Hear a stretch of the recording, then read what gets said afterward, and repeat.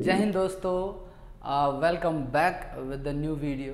तो दोस्तों आज जो हम करने वाले हैं इस चैप्टर को एंड करने वाले हैं चेंज इन पीएसआर, जिसका लास्ट टॉपिक है preparation of balance sheet. Sir अभी तक हमने यहाँ पर जो पढ़ा वो हमने पढ़ा ratio calculation, accounting treatment of goodwill, accounting treatment of reserves, accumulated profit and losses और रीवैल्यूएशन अकाउंट की प्रिपरेशन हमने यहाँ पर की। ठीक है, उसके बाद सर जो लास्ट टॉपिक यहाँ पर बचता है वो है प्रिपरेशन ऑफ बैलेंस शीट।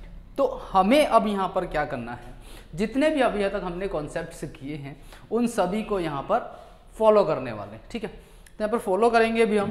मैंने यहाँ पर लिखा है कि चेंज इन पीएसआर चैप्टर है हमारा और उसका क्वेश्चन नंबर 28 जब बुक है, बुक मैंने लिया टीएस ग्रेवाल की, ऑब्वियसली सभी टीएस ग्रेवाल ही पढ़ते हैं। तो टीएस ग्रेवाल की क्वेश्चन नंबर के जो चेंज इन पीएसआर चैप्टर है ये है उसका क्वेश्चन नंबर 28। हो सकता है आपकी बुक में, क्योंकि मेरे पास शायद ये पुराना एडिशन है, तो हो सकता है आपकी बुक में थोड़ा क्वेश्चन नंबर चेंज हो सकता है। ठीक है, आप इसे देख लेंगे, अपनी बुक में देख लेंगे क्वेश्चन नंबर कौन सा है। सो अब हम स्टार्ट करने वाले हैं, क्वेश्चन पढ़ेंगे। क्वेश्चन में बोला गया है कि X Y and Z are partners in a firm. ठीक है, partners in a firm, X Y Z तीन पार्टनर हैं और उनकी रेशियो है 5:4:3। X Y and Z three partners हैं, मैं यहाँ पर लिख रहा हूँ, साइड में लिखता चलूँगा, एक्स वाई एंड जेड, इनकी रेशियो है 5:4:3। कैसे लिखेंगे हम इसे, 5/12, 5 4 9 और 3 12, 5/12, 4/12 एंड 3/12। इसके बाद इन्होंने बोला है कि उनकी बैलेंस शीट आपको दी हुई है यहाँ पर, जिसके अंदर सन्ड्री क्रेडिटर्स हैं, लायबिलिटी साइड में क्रेडिटर्स है 40,000, आउटस्टैंडिंग एक्सपेंसेस हैं 15,000 and general reserve 75,000। Capital account दिया हुआ है एक्स वाई जेड का, एक्स का 4 लाख, वाई का 3 लाख एंड जेड का 2 लाख। इसी तरीके से एसेट साइड में आपको कैश एट बैंक दिया हुआ है, सन्ड्री डेटर्स दिए हुए हैं, कैश एट बैंक है 40,000, sundry debtors 2,10,000, stock is 3 lakh, furniture 60,000, plant and machinery 4,20,000। उसके बाद आपको दिया हुआ है कि 1 अप्रैल 2019 से उन्होंने क्या किया, अपने प्रॉफिट शेयरिंग रेशियो को चेंज कर दिया, और जो प्रॉफिट शेयरिंग रेशियो है, new profit sharing ratio that is 4, 3 and 2, 4, 3 and 2, यानी कि 4/9, 3/9 एंड 2/9 ओल्ड रेशियो दे दिया गया है और न्यू रेशियो भी दे दिया गया है। उसके बाद उन्होंने बोला है कि उन्होंने डिसाइड किया furniture be taken at 80% of its value, furniture उसकी वैल्यू का 80% लिया जाएगा, रिवैल्यूएशन के अंदर कंसीडर करना है, स्टॉक को अप्रिशिएट करना है बाय 20%, प्लांट एंड मशीनरी की वैल्यू जो है वो हम लेंगे 4 लाख, जबकि प्लांट एंड मशीनरी कितना है 4,20,000, तो प्लांट एंड मशीनरी कम कर दी जाएगी। आउटस्टैंडिंग एक्सपेंसेस भी इंक्रीज बाय 13,000, तो आउटस्टैंडिंग एक्सपेंसेस को 13,000 रुपये से इंक्रीज करना है, मतलब हमारी लायबिलिटी इंक्रीज हो गई है। ठीक है, तो रिवैल्यूएशन अकाउंट देखेंगे। उसके बाद लास्ट में उन्होंने बोला है कि partners agreed that altered values are not to be recorded in the books and they also do not want to distribute the general reserve. ना तो वो जनरल रिजर्व को डिस्ट्रीब्यूट करना चाहते हैं और ना ही जो भी वैल्यूज चेंज हुई है, जो भी हम यहाँ पर पढ़ रहे हैं एडजस्टमेंट के अंदर, फर्नीचर हुआ, स्टॉक हुआ, plant and machinery, outstanding expenses, इन सभी का जो चेंजेस है बेसिकली उसको कंसीडर नहीं करना है। तो सर हमने पढ़ा था जब कंसीडर नहीं करना होता है तो नेट इफेक्ट निकाल के, जनरल जब मैंने रिवैल्यूएशन अकाउंट कराया था, वीडियो नहीं देखी तो सर वीडियो जाकर के देख लिया रिवैल्यूएशन अकाउंट की, और वहाँ पर हमने पढ़ा था कि दो तरीके से हमें करना है, या तो हम उन्हें रिवाइज्ड वैल्यू पर लिखें या फिर हम उन्हें ओरिजिनल वैल्यू पर लिखें। तो इसका मतलब यहाँ पर इसने क्या बोला है, हम इन्हें ओरिजिनल वैल्यू पे लिखेंगे, रिवाइज्ड वैल्यू नहीं नोट करनी है। आगे बोला है you are required to pass a single journal entry to give effect to the above, also prepare balance sheet of the firm. कुछ नहीं करना है आपको, सिर्फ आपको एक सिंगल एंट्री पास करनी है, बाकी सभी आपके नोट्स टू अकाउंट्स यानी कि वर्किंग नोट के अंदर आने वाला है। तो सबसे पहले तो सर हम यहाँ पर वर्किंग नोट के अंदर सबसे पहला जो मेरा काम है वो रेशियो कैलकुलेशन खत्म कीजिए, मैंने स्टेप बाय स्टेप आपको बताए हैं। तो पहला काम है हमारा रेशियो कैलकुलेशन करना, और जबकि यहाँ पर हमारा हमें दे दिया गया है ओल्ड और न्यू रेशियो दोनों दे दिए गए हैं, तो हम यहाँ पर या तो गेनिंग रेशियो कैलकुलेट करके हमारे या तो गेनिंग रेशियो आएगी या फिर सर आएगी सैक्रिफाइसिंग रेशियो। तो सैक्रिफाइजिंग रेशियो और गेनिंग रेशियो की हम यहाँ पर कैलकुलेशन करेंगे। मैं एक फॉर्मूला अप्लाई कर रहा हूँ और वो फॉर्मूला है old ratio minus new ratio. कौन सा फॉर्मूला है? Old ratio minus new ratio.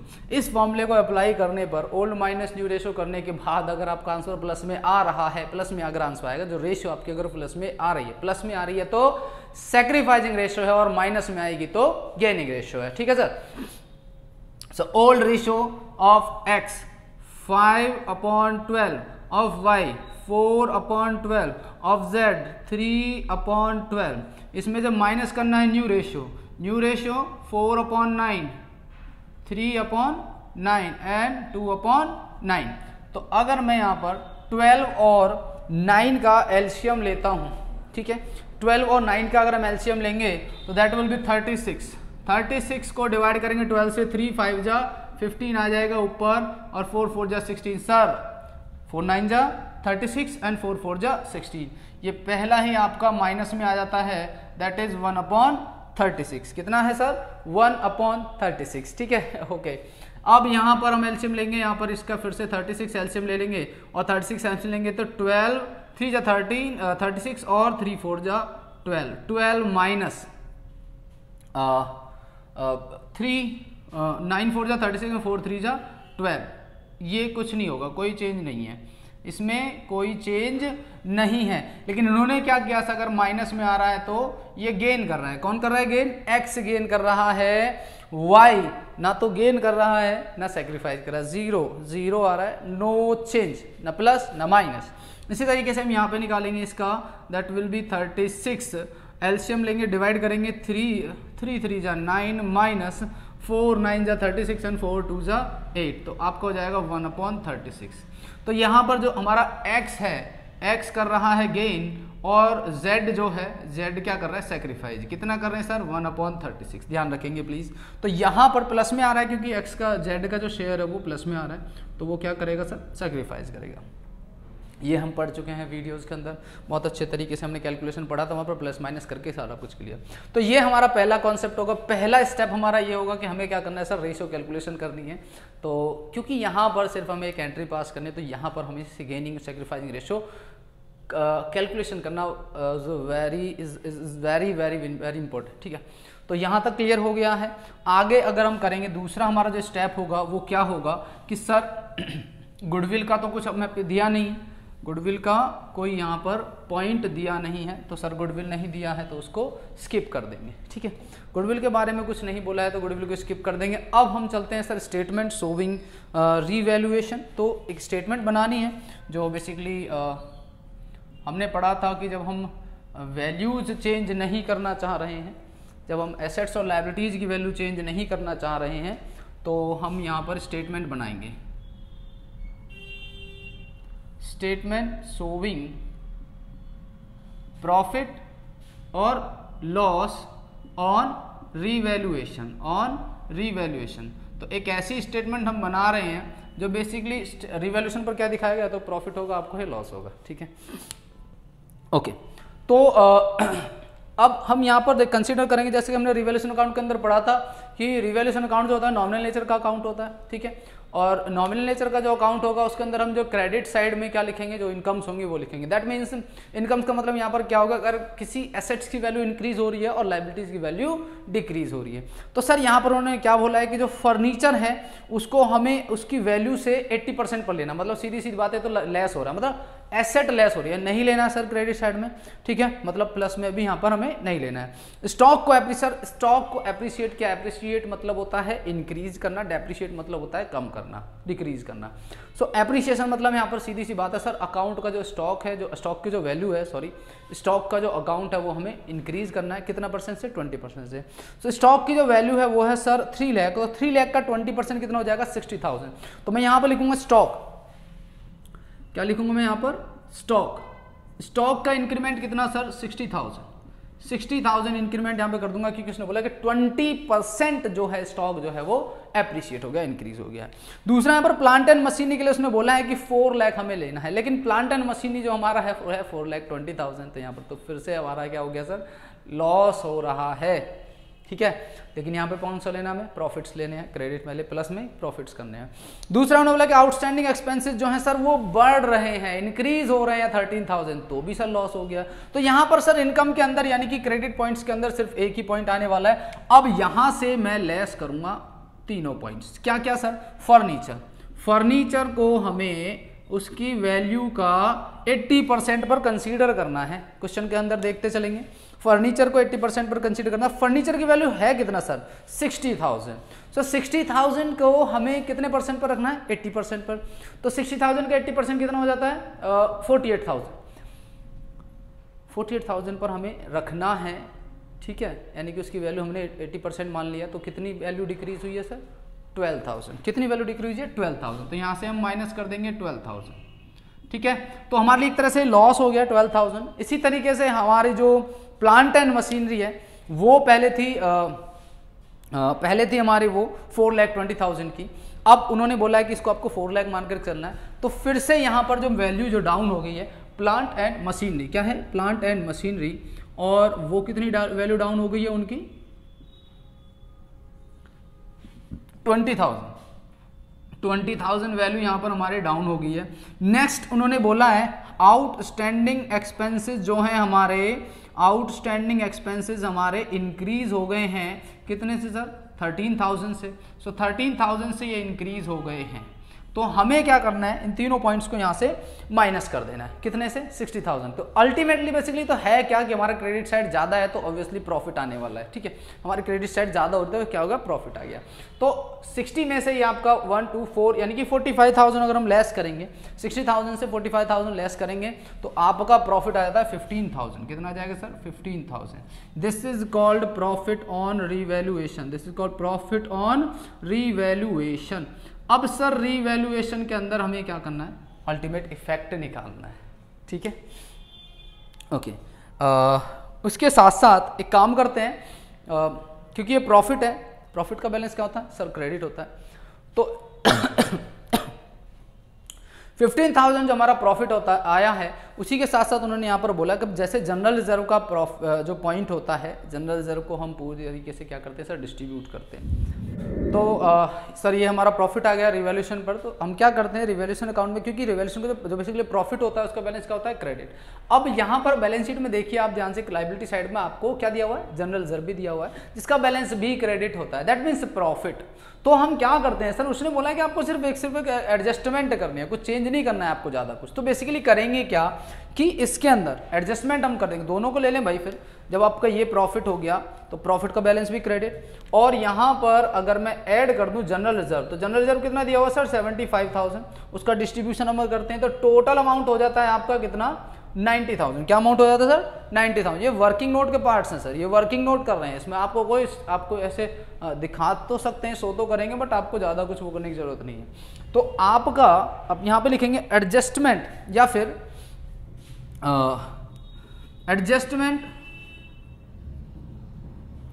Adjustment for profit on revaluation,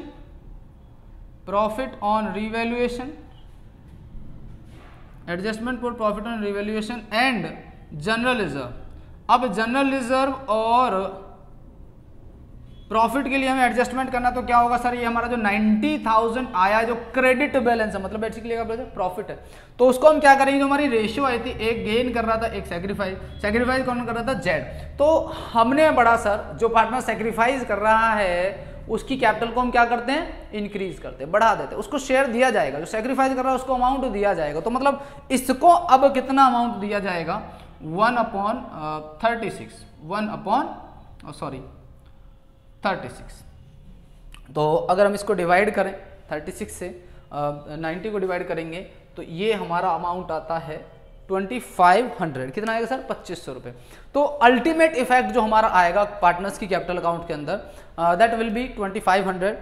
बाकी और कुछ चेंज यहाँ पर नहीं आने वाला है। आपको ये कॉपी करना है तो आप कॉपी कर सकते हैं वीडियो पॉज करके, ठीक है। बाकी अब हम आगे बढ़ते हैं। आगे हमें क्या करना है सर, एडजस्टमेंट एंट्री। क्या करना है सर, एडजस्टमेंट एंट्री। तो एडजस्टमेंट एंट्री जो हमारा मेन आंसर है, इसको आप जस्ट आंसर में लिखेंगे, मेन आंसर के अंदर। सो एडजस्टमेंट एंट्री हमें क्या पास करनी है कि Z जिसने सेक्रीफाइस किया, ठीक है, और X जिसने गेन किया। Y का तो कोई पार्ट है ही नहीं ना, उसने गेन किया ना उसने सेक्रीफाइस किया। तो अल्टीमेटली हमें क्या करना है कि जो Z है उसकी कैपिटल तो क्रेडिट हो जानी है सर, जो गेन करता है उसकी कैपिटल हो जाती है कम। कम का मतलब यहाँ पर क्या होगा, जब हम कम बोल रहे हैं कैपिटल के बारे में तो मतलब क्या है सर, डेबिट करना, ठीक है। तो X की कैपिटल हो जाएगी डेबिट कितने से, 2500 रुपए से, और सर Z की कैपिटल हो जाएगी क्रेडिट कितने से, 2500 रुपए से। तो अब जरा ध्यान दीजिएगा, जब उन्होंने ये बोल दिया है कि सर कोई इफेक्ट नहीं डालना आपको, यानी कि आपको जो इनकी ओरिजिनल वैल्यू है ना, रिवाइज्ड वैल्यू रिकॉर्ड नहीं करनी है, आपकी जो ओरिजिनल वैल्यू है उस पर रिकॉर्ड करना है।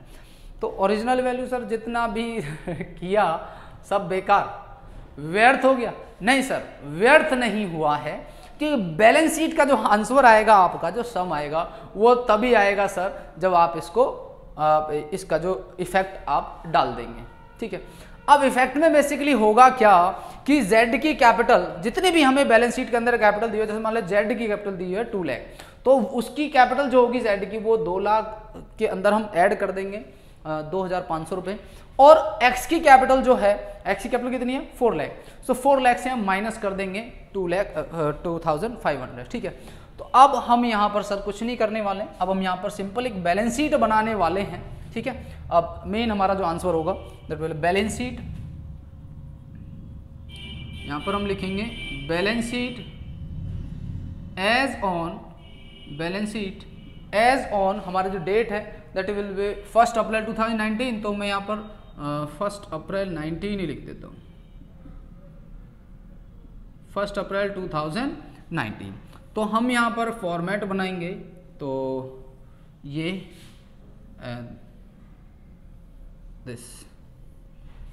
ये हम यहाँ पे लिखेंगे लायबिलिटी, यहाँ लिखेंगे हम अमाउंट, यहाँ लिखेंगे हम एसेट्स, अमाउंट एंड लायबिलिटीज। तो अब हम सर बात करते हैं कुछ इफेक्ट्स की। तो इफेक्ट्स के बारे में अगर हम बात करें तो उन्होंने बोला था कोई इफेक्ट आपको नहीं डालना, इतना इजी कॉन्सेप्ट होता है ये बच्चों को, बट हमें सर कैलकुलेशन करनी है गेनिंग और सेक्रीफाइस रेशियो, जो हमारा मेन जो पॉइंट था सिर्फ वही हमें करना है, और आपको एक्स्ट्रा चीज नहीं कर, वर्क लोड एकदम से लोड लेने की जरूरत नहीं है कि सर ये क्या आ गया, इसमें क्या हो जाएगा, मतलब इसमें चेंज नहीं करना है तो करना क्या। अरे सर बहुत ईजी है, थोड़ा सा अब पॉजिटिव सोचे, पॉजिटिव मतलब हो गया, आ गया आंसर तो आ गया भाई, ठीक है। तो थिंकिंग आपकी थोड़ी सी अब पॉजिटिव होनी चाहिए, ठीक है। अगर आप पहले से आंसर देखा अपना, अरे इसमें क्या करना है, आप घबरा जाएंगे, होगा ही नहीं आंसर, आपका माइंड जो वहीं पे स्टक हो जाएगा। तो सिंपल आपको एक डीप ब्रीथ लेनी है और उसके बाद आंसर को क्वेश्चन को ढंग से समझते हुए आंसर दे देना है। तो आंसर में कैसा ना, लायबिलिटी के अंदर हमें दिया हुआ है सर सन्ड्री क्रेडिटर्स, कोई चेंज हमें इसमें किसी में भी कोई चेंज नहीं करना है। ध्यान देंगे यहाँ पर, अगर आपकी बैलेंस शीट मैच हो जाए ना सर तो बोल देना सर ओके। तो 40,000 आपका ये हो गया। उसके बाद आपका है आउटस्टैंडिंग एक्सपेंसेस। देखिए आउटस्टैंडिंग एक्सपेंसेस इंक्रीज जरूर हुआ है, लेकिन उसने बोला no changes shall be considered. कितना है सर 15,000 है ना बैलेंस शीट के अंदर, वही लिखना, चेंज ही नहीं करना, बोला ही नहीं उसने चेंज करने के लिए, ठीक है। नेक्स्ट है आपका जनरल रिजर्व। जनरल रिजर्व का हमने इफेक्ट डाला सर, जनरल रिजर्व डिस्ट्रीब्यूट नहीं किया, जनरल रिजर्व डिस्ट्रीब्यूट हमने नहीं किया 75,000। बाद में आता है आपका, लास्ट आता है आपका कैपिटल अकाउंट, और कैपिटल अकाउंट में ही बस चेंज होगा एक्स वाई जेड। अब सर जेड ने ना तो गेन किया ना सैक्रिफाइस किया, तो उसका कैपिटल तो कम होने वाली है नहीं, वो तो कम करने वाला ना उसकी बढ़ने वाली है। तो जेड की तो वाई की तो सेम आने वाली है, और एक्स की कैपिटल जो है उससे कम हो गया है 2,500। तो उसकी जो कैपिटल थी वो थी पहले 4 लाख, तो 4 लाख से हम माइनस कर देंगे 2,500, तो आपकी वैल्यू आ जाती है 3,97,500। क्या आएगी सर 3,97,500। नेक्स्ट y की जो वैल्यू है, y की वैल्यू में कोई चेंज नहीं है, दैट इज 3 लाख, तो 3 लाख आपका एज इट इज लिख दिया जाएगा, ठीक है सर। उसके बाद z, अब z की जो कैपिटल है दैट इज 2 लाख, उसमें ऐड कर दिया जाएगा सर 2500 रुपये, उसमें ऐड होगा क्योंकि उसकी कैपिटल हो रही है सर क्रेडिट, तो 2,02,500। अल्टीमेटली मैं इसका एडिशन करूंगा तो 8 लाख, कितना आएगा सर 8 लाख ही, सॉरी 9 लाख, सॉरी कितना आएगा 9 लाख, एडिशन करेंगे तो आपका ये 9 लाख आना है यहाँ पर, ठीक है। सो 9 लाख आपका कैपिटल जो है ओवरऑल कैपिटल यहाँ पर आ जाएगी। सर क्या फ़र्क आया? सर कुछ फ़र्क नहीं आया, कुछ चेंज नहीं आया। General reserve as it is लिखे, outstanding expenses as it is लिखे, सन्ड्री क्रेडिटर्स में कोई चेंज नहीं। तो चेंज आया कहाँ? सिर्फ और सिर्फ पार्टनर्स कैपिटल अकाउंट में। तो जब एडजस्टमेंट के लिए वो बोल रहा है ना, तो आपको एक सिंगल एंट्री पास करनी है जो एडजस्ट करे इनके अकाउंट्स को, ठीक है। इधर आ जाएंगे बैलेंस शीट के अंदर, क्या क्या आपको दिया, जो जिस तरीके से दिया हुआ है उसको उसी तरीके से लिख दिया जाएगा। 42,000 कैसेट बैंक 40,000 कैसेट बैंक है आपका 40,000। उसी के साथ आपका है सन्ड्री डेटर्स 2,10,000। सन्ड्री डेटर्स कोई चेंज आपको नहीं कंसीडर करना, 2,10,000। उसके बाद आप आते हैं स्टॉक की तरफ। स्टॉक कितना? स्टॉक आपका 3 लाख का 20% हमने किया था 60,000, याद कीजिए। उसके बाद आपका आता है फर्नीचर को हमने 80% पर लिया था, कितना कम हुआ था 60,000 से 20% कम हुआ था, 12,000 रुपये हमने इसको लेस किया था। नेक्स्ट आपका फर्नीचर हो गया, ओके। नेक्स्ट आपका प्लांट एंड मशीनरी। अब सर हमारी जो प्लांट एंड मशीनरी है उसको भी एज इट इज रखना है हमें, 4,20,000। कहने का मतलब ये है सर, इतना मतलब आपको कुछ नहीं करना है इसके अंदर, आपको जो बैलेंस है वो एज इट इज रखने हैं, कोई चेंज नहीं होगा। सिर्फ अल्टीमेटली जो चेंज होगा वो सिर्फ पार्टनर्स कैपिटल अकाउंट में होगा, ठीक है। तो ओवरऑल एडिशन जो होगा सेम हमारा आने वाला है 10,30,000, दैट इज 10,30,000 इधर आएगा और 10,30,000 इधर आएगा। भाई हमने कोई चेंज थोड़ी ना किया जो वैल्यू चेंज हो जाएगी हमने कोई चेंज थोड़ी ना किया, हमने तो एज इट इज चीज़ें डाल दी हैं, बस चेंज का इफेक्ट डाला है। जो भी चीज़ें चेंज हुई, जो चेंज होनी थी उनका हमने इफेक्ट डाल दिया, सिर्फ इफेक्ट डालना है, वो कहाँ जाएगा पार्टनर्स कैपिटल अकाउंट में। So it is very easy, बहुत इजी कॉन्सेप्ट है। अब ये आपका चैप्टर हम यहाँ पर कंप्लीट करा चुके हैं। नेक्स्ट वीडियो से हम स्टार्ट करने वाले एडमिशन ऑफ ए पार्टनर। सो जिन जिन बच्चों को एडमिशन ऑफ पार्टनर के अंदर डाउट्स हैं वो जुड़ जाएं, आपके दोस्त हैं, शेयर कर दीजिए उनको इस वीडियो को, चैनल को सब्सक्राइब कराइए उनसे, क्योंकि आगे आने वाले टाइम में अभी वीडियो आने वाली है, आने ही वाली है, ठीक है। अब वीडियो आएंगे ही आएंगे हर चैप्टर से, हर टॉपिक पर।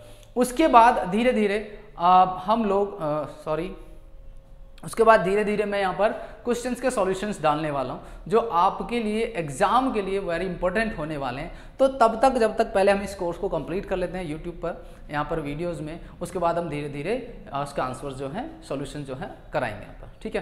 तो अपने जो दोस्त हैं, अपने जो फ्रेंड्स हैं, तो उनको शेयर कर दीजिए और उनसे बोलिए सब्सक्राइब करें, ताकि आगे जो वीडियो आएंगी, न्यू वीडियो, नए टॉपिक्स पर, आपके न्यू टॉपिक्स पर जो वीडियो आने वाली है वो उनके पास उनका नोटिफिकेशन पहुंच जाए, ठीक है। तो चलिए सर, मिलते हैं फिर नेक्स्ट क्लास में।